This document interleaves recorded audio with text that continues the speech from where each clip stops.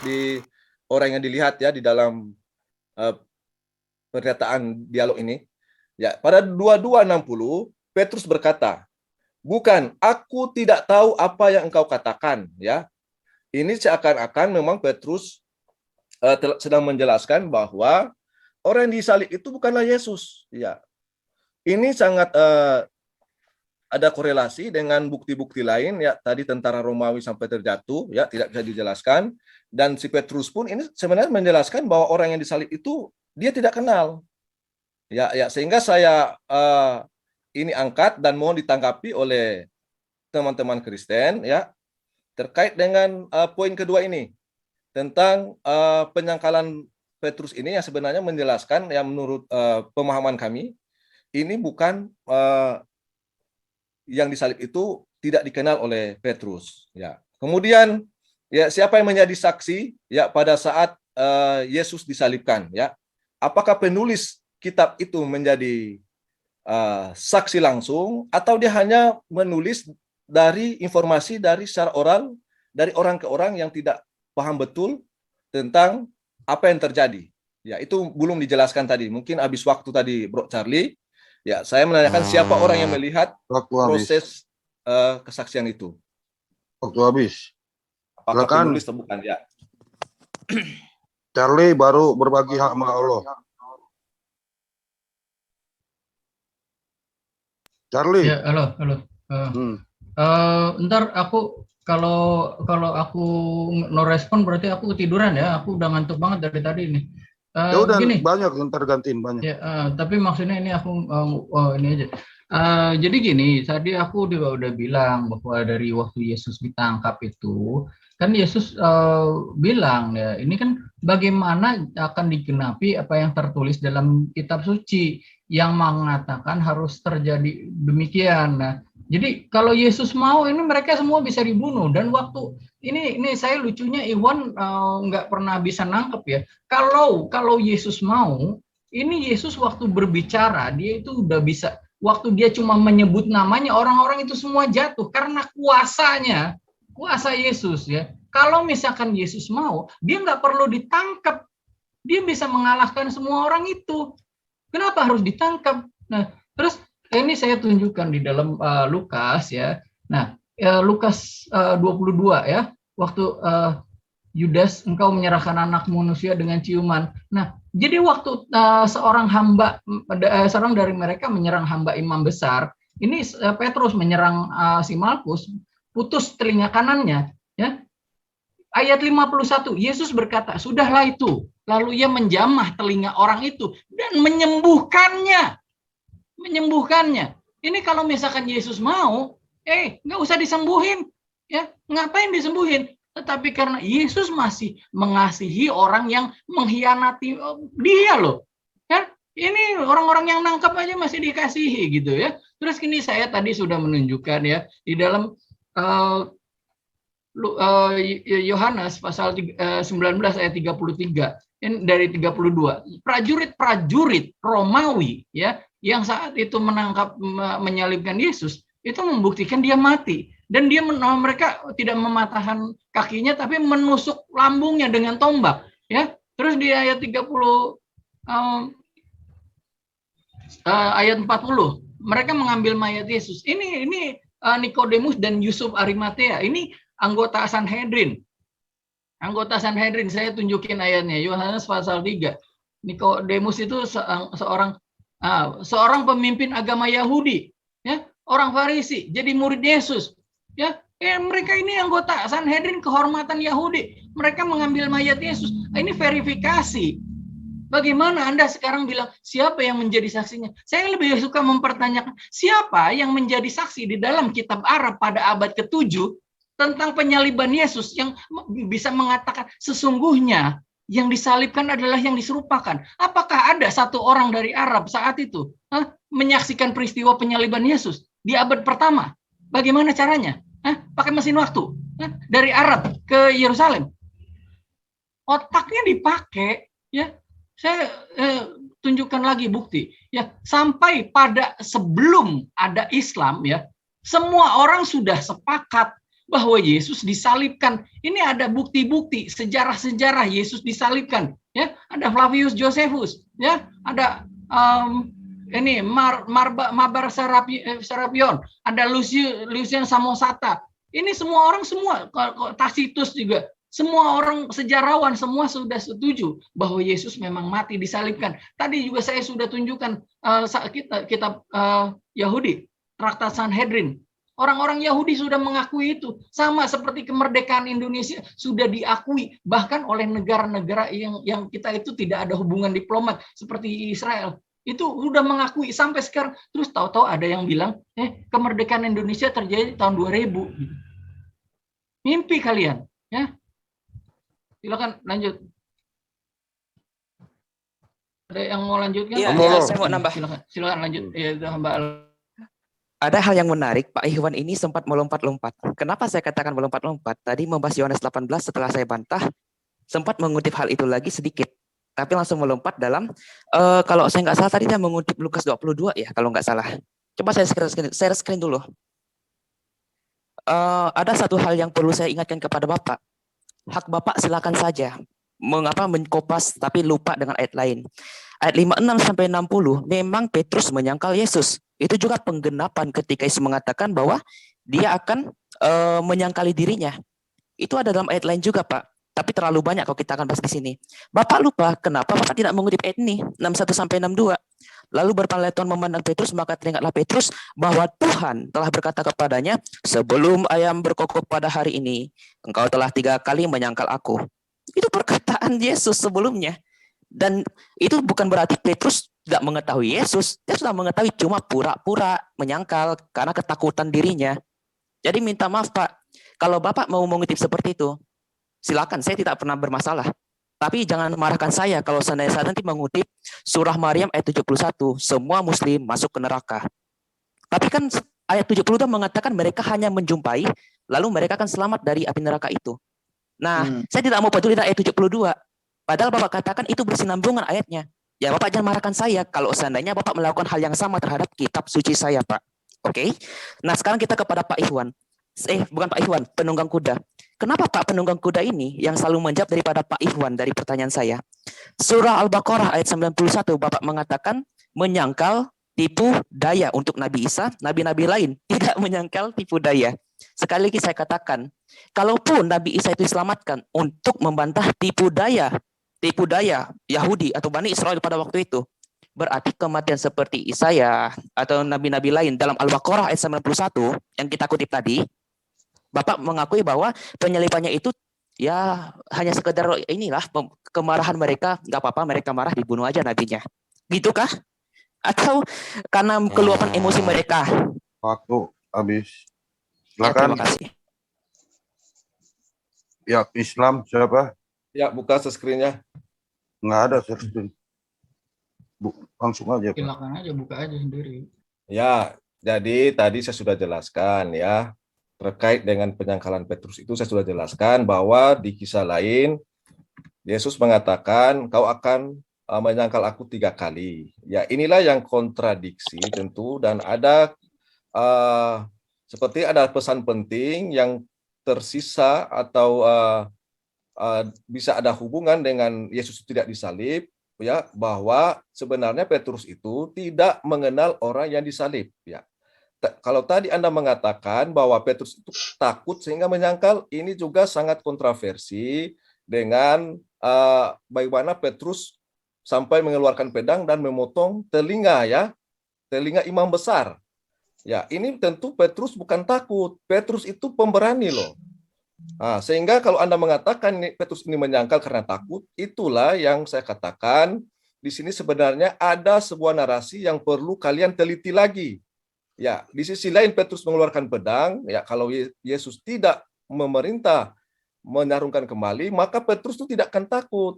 Nah, tetapi narasi di sini Petrus itu benar-benar tidak mengenal Yesus. Ya, saya kembalikan pada pokok permasalahan kita, ya tidak usah menyebar ke nubuat-nubuat lain. Ya, mari kita kaji bersama tentang apakah Yesus itu benar disalib menurut kitab Anda, ya, dengan narasi-narasi yang seperti tadi. Ya, tadi tentara Romawi terjatuh dan sebagainya, ya kalau itu tidak diakui Yesus dalam proses mengubah wajah, maka tidak apa-apa. Tetapi itu menjadi PR kalian untuk mengkaji lagi dan mengkonfirmasi dengan catatan-catatan lain seperti Injil Barnabas dan lain sebagainya. Ya, terkait dengan Petrus ini juga perlu menjadi perhatian. Ini adalah poin kedua, ya, bukti bahwa Petrus itu tidak mengenal siapa yang disalib itu. Ya, bukan karena Petrus takut. Ingat, Petrus sudah membawa pedang, siap untuk membela gurunya, Nabi Isa yang mulia, apabila ada yang membahayakan keselamatannya. Ya, terkait dengan, saya sekarang masuk pada poin yang ketiga, ya. Tadi masalah tentara Romawi jatuh, kemudian masalah Petrus menyangkal, sekarang soal penyaliban. Ya, yang saya ingin tanyakan, apakah si penulis Yohanes ini adalah saksi langsung? Itu yang saya tanyakan, apakah saksi langsung atau hanya mendengar cerita-cerita dari orang ke orang? Nah, ini juga yang perlu diselidiki dan timbul beberapa pertanyaan. Pertama, siapa saksi langsung di sini? Itu yang perlu dijelaskan, apakah Yohanes cuma mendengar cerita dari orang ke orang, kemudian dia menuliskannya. Ya, kalau memang ini adalah peristiwa yang benar, ya, maka saya mengajukan beberapa pertanyaan. Ya, orang yang disalib mengatakan Eli Eli lama sabaktani. Ya, apa artinya ini? Apakah ini bahasa Ibrani dan masih digunakan oleh orang Kristen saat ini? Atau masih digunakan dipahami oleh orang Yahudi saat ini? Adakah kata Eli Eli lama sabaktani dalam bahasa Ibrani? Ya, saya tahu saya tidak ada bahasa Ibrani seperti itu. Ya, makanya dipertanyakan apakah penulis itu menjadi saksi, dan apakah saat penyaliban ini murid Yesus ada di tempat atau lari semua. Ya, karena tadi saja Petrus ketakutan. Ya, itu menjadi pertanyaan juga terkait dengan poin ketiga untuk pembuktian tentang penyaliban Yesus ini dari versi kitab Anda, ya. Saya sudah 2 poin tadi. Sekarang poin ketiga tentang hal ini. Mohon diperhatikan apa yang ditanyakan. Jangan melebar ke persoalan lain yang sengaja mengaburkan persoalan, ya. Sehingga pendengar menjadi tidak fokus tentang apa yang kita bahas. Kita fokus pada poin ketiga ini. Di soal penyaliban ini, siapa yang menjadi saksi dan apakah pada saat penyaliban para murid berada di sana, ya, atau sudah lari? Ya, karena tentu ini perlu ada analisa yang serius. Silakan, Bang Abi. Masih ada waktu kah? Nah, 1,5 menit. Oh iya, gimana ya, Bang hamba Allah ini saya menanggapi ininya. Saya rasa saya sudah jelaskan tadi mengenai itu, mengenai Allah tidak membeda-bedakan di setiap nabinya, tidak ada pilih kasih. Karena pertanyaannya kan tadi masalah pilih kasih, kan poinnya di situ. Apakah Allah pilih kasih di setiap nabinya, di setiap utusannya? Tidak ada yang pilih kasih. Lalu pertanyaannya kenapa yang lain dibunuh, tidak diselamatkan? Kenapa cuma Nabi bisa diselamatkan? Begini ya, sungguh Allah itu maha benar dengan segala firman-Nya, dengan segala ketentuannya. Kalau itu pertanyaan Anda kepada saya pun tidak akan bisa menjawab itu karena saya bukan Allah, bukan saya yang menentukan. Ya, cuma kami yakini dalam literatur Islam sungguh Allah itu maha bijaksana dan menyampaikan informasi sesuai dengan hikmah. Tidak begitu saja. Dan itu konteks 91 itu kan tentang ditujukan kepada Bani Israel. Muhammad disuruh untuk mengatakan demikian kepada Bani Israel. Justru kalau bahasa aplikasi, kenapa saya bilang kata bahasa Anda aplikasi? Justru saya bertanya kepada Anda, apakah Tuhannya Yesus ini aplikasi? Kalau begitu, kenapa semua matinya? Kenapa cuma Yesus yang seolah-olah terhina dalam hal ini ya? Kenapa nabi-nabi lain, Nabi Musa tidak disepertikan dengan Yesus, dihinakan juga? Gitu aja dulu. Itu saya tidak akan ulang-ulangi penjelasan saya. Silakan. Tambahan terakhir terkait penyaliban tadi, apakah saat Yesus bangkit, Yesus berpakaian atau tidak? Ya, jadi mohon diperhatikan beberapa pertanyaan tentang saat proses penyaliban. Apakah dia berpakaian saat bangkit setelah 3 hari itu? Makasih. Oke. Mungkin. Waktu pas habis. Ya, hamba Allah berbagi sama Pak Pras ya. 6 menit. Oke, ya saya mau nanggapin ini. Minta maaf Pak, siapa Pak Iwan yang terhormat? Sebenarnya yang banyak melantur itu bukan kami Pak, tapi Bapak. Terbukti Kita nanti bisa lihat video sebelumnya. Bapak mengutip Lukas 22, lalu itu lompat Yohanes 18, lalu mengutip lagi tentang masalah Petrus itu adalah seorang pemberani. Pertanyaan saya, apakah semua manusia itu sifatnya bisa berubah atau tidak, Pak? Bisa kan? Orang saja yang awalnya pemberani bisa menjadi pengecut. Bahkan ada sejarahnya loh Pak dalam riwayat Ahlussunnah, walaupun ini bukan Al-Quran, tapi ini sejarah Islam. Pada zaman Kekhalifahan Al-Ma'mun, ini saya punya bukunya ya. Aduh, gambarnya lagi. Atau saya bacakan aja di sini. Halaman 374 dari Khulafah. Pengikut-pengikut Ahlussunnah pada zaman Khalifah Al-Ma'mun mengakui bahwa ini semua terjadi karena mereka pada awalnya tidak menjawab tentang apakah Al-Quran itu makhluk ataupun bukan. Kita tidak membahas tentang kemakhlukan Quran loh, tapi kita melihat sifat mereka. Namun akhirnya mereka memberikan jawaban sebagai kepura-puraan, yaitu taqiyah. Bayangkan loh, Ahlul Sunnah sendiri bisa bertaqiyah. Nah, kalau mereka bertaqiyah ini artinya apa? Mereka sifatnya yang dulunya gagah pemberani, bisa jadi pecundang. Apalagi Rasul Petrus. Seseorang itu tidak ada yang namanya kemaksuman, Pak. Minta maaf, kami tidak mengenal semua nabi dan rasul itu maksum, kecuali Yesus. Jadi jangan salah sangka, Petrus yang berani sendiri bisa menjadi pengecut. Apalagi saya seandainya, apalagi Bapak. Saya jamin Bapak tidak pernah mengalami sifat pengecut. Jadi lucu kalau Bapak mau menafsirkan, ayat lain mengatakan Petrus itu berani menetap ini telinga Malkus. Ya wajar Pak dia berani. Karena dia mengira bahwa Kristus dalam rencananya akan menyelamatkan mereka.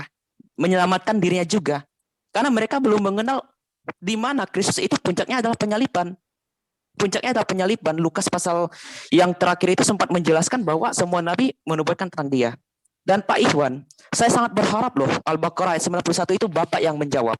Tapi anehnya sekali lagi, seperti yang diakui secara jujur oleh penunggang kuda, sebenarnya saya bukan Allah, jadi saya tidak tahu.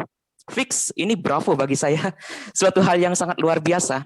Karena kawan Bapak ini sudah mengakui secara jujur. Dia tidak mengetahui apa yang sudah saya argumentasikan.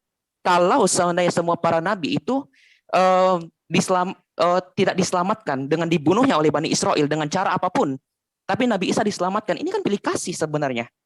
Berbeda dengan Yesus. Yesus memang mau disalibkan untuk menjadi penebus dan turun dalam kerajaan maut untuk mengembalikan semua orang yang dalam kerajaan maut kembali kepada Allah. 1 Petrus 3:19, Yohanes 10:18-19.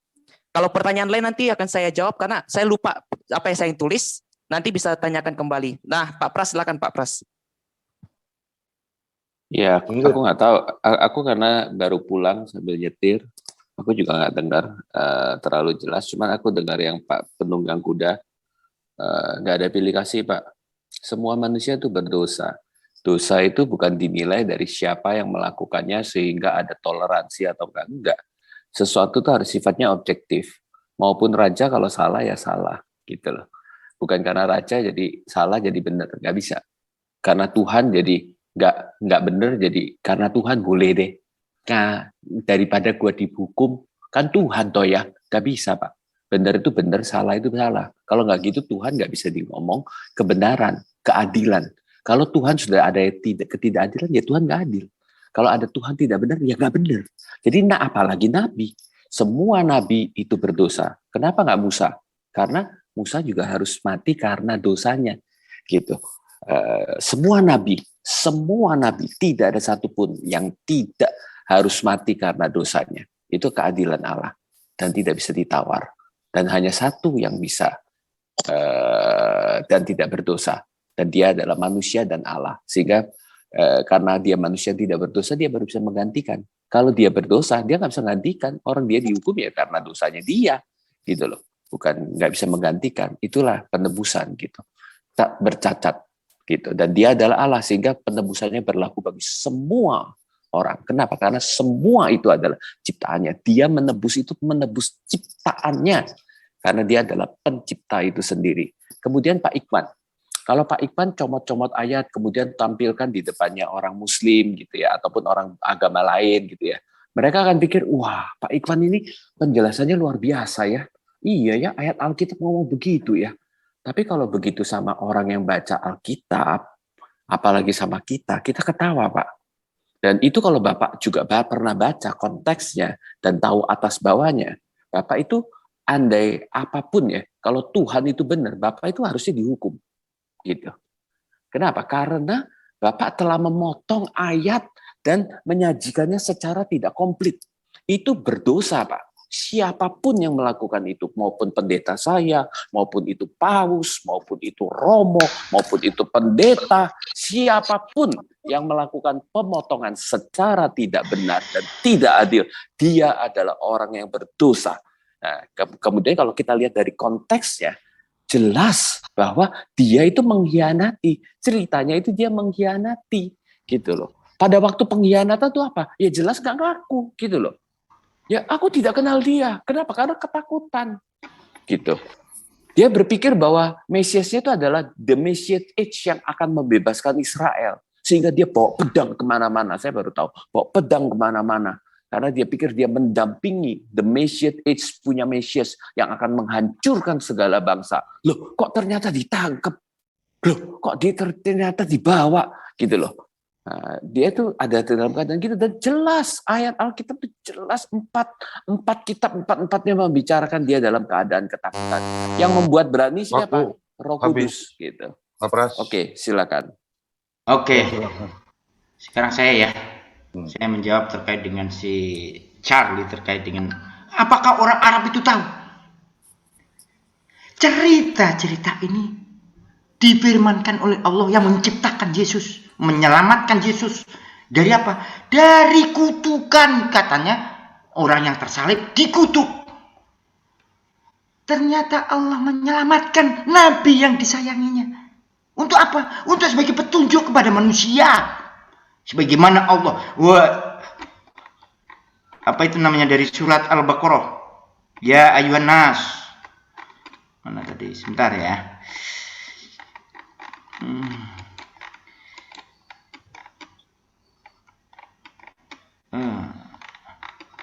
Jadi kalian tadi menarasikan terkait apa yang telah dilakukan oleh Bani Israel itu kamu amini bahwa itu sebagai penebusan dosa.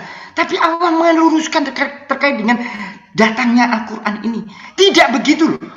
Allah menyelamatkan hambanya yang dikasihinya, disayanginya, sehingga Allah memberikan sebagai petunjuk bagi orang iman. Dan itu nanti Isa alaihissalam juga akan turun menyaksikan atau memberi penyaksian bahwa penyaliban itu adalah bukan disalibkan yang sebagaimana bapak-bapak imani.